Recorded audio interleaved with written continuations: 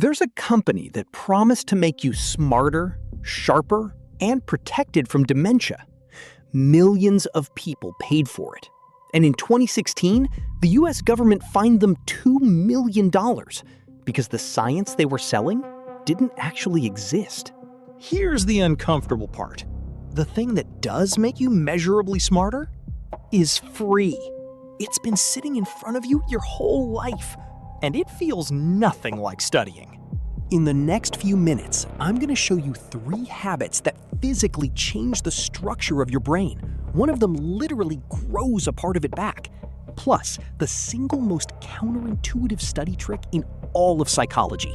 The one that feels like it's failing right up until the moment it works. And at the end, I'll show you the trap almost everyone falls into. The reason you can spend hours learning something and remember almost none of it the next week. None of this is a hack or a supplement. This comes out of randomized controlled trials, brain imaging studies, and a consensus statement signed by more than 70 neuroscientists and psychologists. So let's start with the one your gym membership has been hiding from you. Picture 120 older adults, average age mid-60s. Researchers scan their brains, then split them into 2 groups. One group does gentle stretching. The other just walks 3 times a week. That's it. 1 year later, they scan everyone again. The stretching group's brains had done what aging brains do. The hippocampus, your memory's save button, had shrunk a little. Normal, expected. But the walkers? Their hippocampus had grown, about 2% bigger. 2% doesn't sound like much until you hear what it means. They'd effectively rewound 1 to 2 years of brain aging just by walking. The engine behind this has a name: BDNF, brain-derived neurotrophic factor. Think of it as fertilizer for neurons. Aerobic exercise floods your brain with it, and the walkers with the biggest BDNF jump had the biggest memory gains. Now, I want to be straight with you, because this is where a lot of videos oversell it. This was mostly studied in older adults, where there's the most room to reverse decline. And scientists are careful to say we can't yet prove molecule by molecule in a living human exactly how the growth translates to memory. The link is strong, it's not magic. But the practical version is dead simple, and it works at any age. If you have something important to learn today, move your body first. A brisk walk before you study isn't a break from learning. It's priming the hardware that does the learning. Here's the catch, though. You can grow the hippocampus and still forget everything you studied, because the moment you actually lock a memory in place isn't at your desk. It's hours later, when you're unconscious. You study something hard. You close the book. You feel like you kinda have it, kinda don't. Then you sleep. And in the morning, somehow, it's clearer, sharper. Like your brain kept working while you were gone. It did. Literally. While you're in deep, slow-wave sleep, your brain runs a night shift. Your hippocampus replays the day's memories fast, over and over, and hands them off to the cortex for long-term storage. Neuroscientists can actually watch this.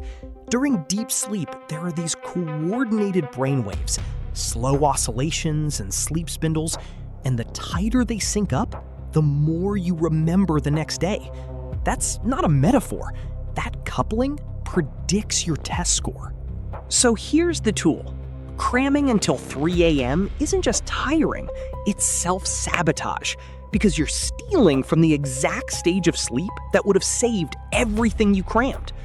The smarter move is almost lazy. Learn it, then sleep on it. Review something right before bed, and let the night shift file it for you. Okay, you've grown the hardware. You've protected the night shift. But there's still the question of how you actually study in the first place. And this is where almost everyone, including straight-A students, gets it exactly backwards. Two groups of students learn the same material. Group A reads it, then reads it again, then reads it a third time. Smooth, familiar, confident. Group B reads it once, then closes the book and forces themselves to recall it from a blank page. Messy, frustrating, full of gaps. Which group aces the test a week later? Group B. Not by a little, by a lot. It's one of the most replicated findings in the science of learning, and it has a name: the testing effect, or retrieval practice. And here's the twist inside the twist. Rereading feels better. It feels like learning, because the words are familiar. That familiarity is a lie your brain tells you. Psychologists call the alternative a desirable difficulty. The struggle to pull something out of your memory is exactly what carves it in deeper. In fairness, this is rock solid in lab studies, and a little messier in a chaotic real classroom. But the direction is not in doubt. Difficulty that makes you retrieve is the good kind. So stop highlighting, stop rereading. After you learn something, close everything and try to explain it from memory. Out loud, on paper, doesn't matter. Every time it feels hard and you almost can't remember, that's not failure. That's the rep. That's the muscle building. Which brings us to the $2 million question from the very start. Because if free, boring, effortful habits are what actually build a smarter brain, then what exactly were millions of people paying for? For over a decade, the fastest growing corner of getting smarter was brain training apps. Colorful little games.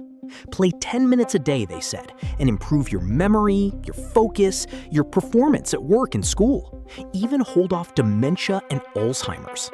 It became a billion-dollar industry. And then, the science caught up. The most famous of these companies settled with the FTC for $2 million. The regulators' words were blunt. They simply did not have the science to back up its ads. 2 years earlier, more than 70 scientists had already signed a public statement warning that the industry's claims were, quote, frequently exaggerated. But here's the thing, and this is the part I really want you to sit with. This isn't a story about one shady company. The games did do something. People got better at the games. They just didn't get smarter. That gap between getting better at a task and actually becoming more capable is the whole ballgame. And it points at the real villain of this entire video. It's not a company. It's a pattern in your own head. It's the fluency illusion, the feeling of smooth, easy progress that your brain reads as, I'm learning, when often, nothing durable is being built at all. The reread that felt productive, the highlighter, the app with the satisfying little level up sound, they all sell you fluency, that comfortable feeling of ease. And the habits that genuinely rewire you, the walk, the full night of sleep, the frustrating blank page recall, all share one signature. They feel like effort. Sometimes they feel like failure. So the industry had it exactly inverted. They took the feeling of getting smarter and sold it back to you, stripped of the friction that actually does the work. Real cognitive gains were never for sale. If you do nothing else from this video, do this. Tonight, take one thing you want to remember, anything. Then run the full loop. Take a short walk while you think it through. Review it once right before bed. And tomorrow morning, before you check anything, close your eyes and try to say it back from memory. Move it in. File it overnight. Pull it back out. That's the entire machine. No subscription required. But there's a hole in everything I just told you. All of this assumes you can actually focus long enough to learn the thing in the first place. And if you're like most people, your attention is being quietly dismantled by design. So the real question isn't how to remember better. It's why you can't concentrate anymore in the first place. I broke that down right here. the hidden architecture stealing your focus and how to take it back. Watch this next.